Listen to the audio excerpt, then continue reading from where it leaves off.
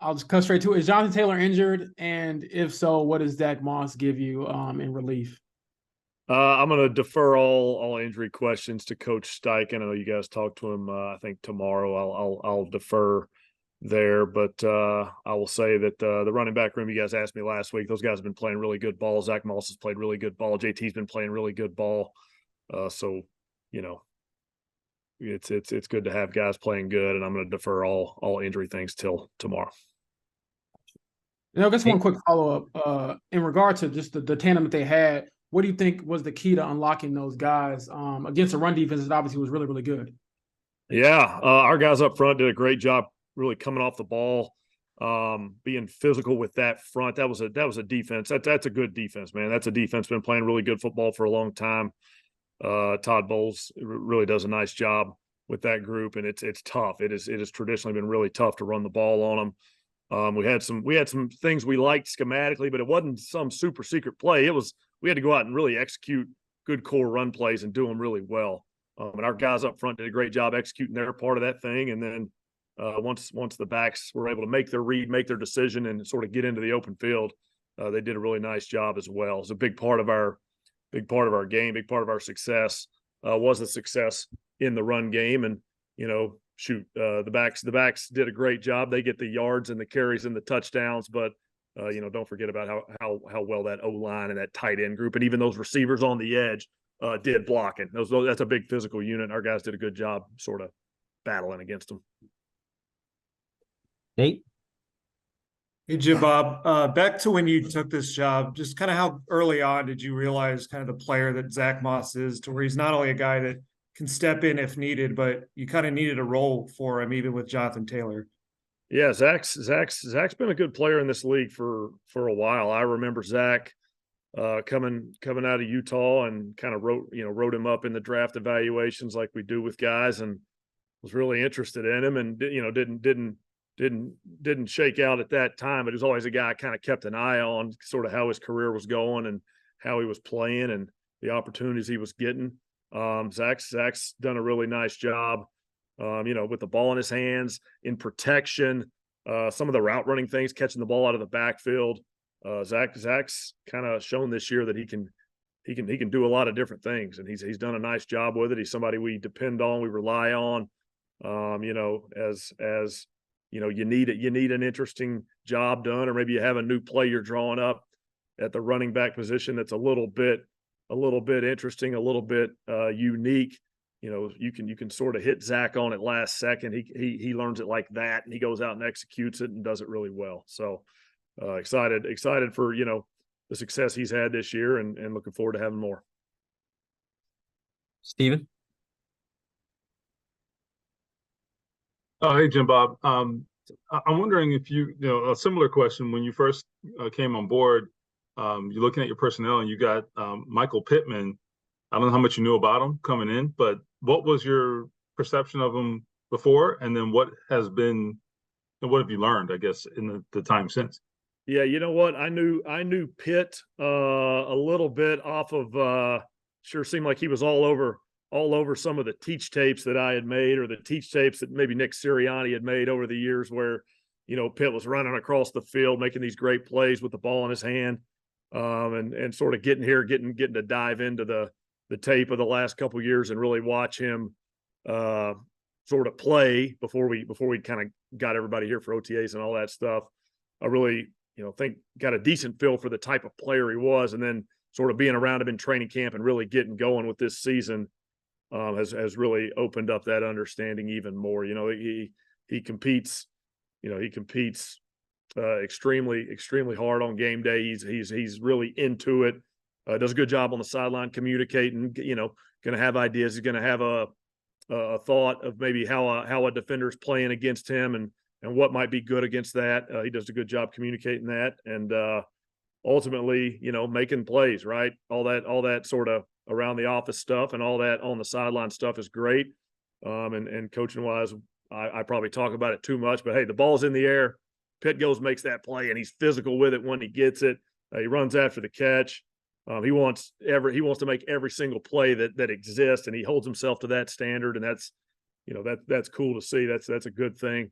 So he's done a nice job, like I said, making plays for us in the pass game and being there for us in all parts of the game. So Pitt's been fun to get to know Pitt and fun to be around him and, try to go out there and compete with him and see if we can't win a game. He's a guy you want on your side when you're competing. Does the way he plays kind of give an edge that it's kind of an intangible, I guess, in terms of like the energy that it brings, just the physicality and, he might fight somebody for that matter. I mean, whatever. Yeah, for sure. I mean, the thing that came to mind as you were in the middle of that sentence, I'm thinking, gosh, that Carolina game, he took that big hit, right? Like I said it then, that was old school football, man. You take a big hit. These days, gosh, a lot happens after those big hits, and you got to check on guys, and it's very important. But some guys aren't looking to get right back in that game. And Pitt took a big hit, and if he could have been in there the next play, he would have been. He was ready to go. He's fired up, and that gives his teammates energy. That gives the coaching staff energy. Some of the catch and run things where he runs through a tackle, a would-be tackler, and makes more yards after catch, or even just stays alive on some of these scramble plays that Gardner and him tend to make. It does give us energy. I think it gives his teammates energy. He plays with that energy, and I think it's good for us. Joel? I think you dropped 3 all rights in a row on us to start. I think that's called going the full McConaughey right there. Full McConaughey. With Will Mallory, what have you guys seen from him? And are you guys just kind of looking for the right spots to get his skill set on the field? It feels like, I know he's only got 6 catches, but it feels like that's a lot for how much he's played from a snap count. Yeah, steady growth and improvement, man. We're excited about Will. Got him in here, drafted him. Obviously, young guy getting going. Sort of when he gets opportunities, he has been making the most of those things, and that's what you look for young players to do. You also look for improvement as the year goes, and I would say we've seen that from Will, right? As a college tight end coming into an NFL sort of team. Sometimes you get asked to do different things. You get asked to play different roles. You get asked to fit in with your offensive unit in different ways. And Will's done a nice job adapting and growing and improving. And like I said, when he gets his opportunity, sometimes it's in the pass game, sometimes it's run blocking. When he gets his opportunity, he's been doing a good job. And when a young guy does that, you want to keep building those things. You want him to keep getting better. You want him to keep getting some opportunities so he does get a chance to improve and keep making plays for us.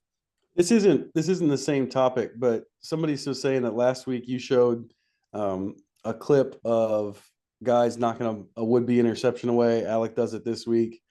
How do you come up with what you're going to show your emphasis on that, like along those lines each week? Yeah, I think every now and then you just get lucky. I think, or I don't know. I don't think there's a rhyme and reason. We think it's important. You teach a whole bunch of stuff during training camp. You teach a whole bunch of stuff during off season. And I've been places before where you don't really hit some of that stuff again. So I think it's important to continually remind guys of some of those core things, some of those just good football reminder things. You can't hit every one of those things every week. You might have 100, you might have 80 of those things. So you just try to hit 1 or 2, and you kind of have a standard way you do it. And gosh, at the end of the week, I always hit one of those things. And we do that in different areas, different situational things.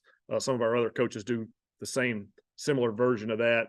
But just kind of in the pass game, I have a little list and I kind of check them all off. And it was an excellent play by Alec. I think he even gave the DB, like, I broke the play up celebration, which wasn't a part of my presentation, but it was good to see. Like, he made a great play for our football team, and he was proud of it, and he should be. So that was cool to see.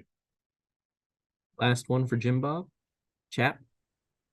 Jim Bob, back with Pittman. Is there a mentality? I don't diminish the other receivers, but is there a mentality that he has to have, knowing he is the go-to guy and he's going to be generally the focus of defenses? Do you have to be sort of wired a certain way to be able to handle that? Yeah, Potentially, Chad. It's a good question. I've been around some different receivers that have sort of been that top receiver, that guy that's gotten a lot of targets on the team, and all those guys have a little bit of a different mentality about it, but they all do have sort of that confidence walking into each game that shoot, they're gonna be open every play, right? Those guys kind of think I'm open every play. I just got open again. Hey, this route's gonna work. I'm gonna win on this thing. I like this week. I think there's an intrinsic confidence that comes probably when you've made the amount of plays that Pitt has. It gets built that way. So yeah, I think he walks into the stadium and he's confident that there's some plays to be made, and he's the man to go make a few of those things. And I think that's a good mindset for a competitive athlete, you know. We might have brought this up at the time, but after the game where he said, maybe I'm not part of this offense, which was crazy. But is that sort of what that comes from? Is I can do more to help this team? Yeah, I think the mentality is I want to help the team more. You know, when you're in those situations and you lose a tough, tight game, you know, I think it's good for all of us. We want to help the team more, you know, and sometimes you don't always say it the way you want to say it, or you may want to rephrase it if you were doing it again. But I think it comes from a good place. It comes from a healthy place. It comes from a team-oriented place, and that's what we're here for. We're here to win games as a team, and you know, all 11 on the field, our coaching staff, everybody involved with the organization, and you know, Pitt's done a really nice job for us this year. I think his mindset's exactly in the right place.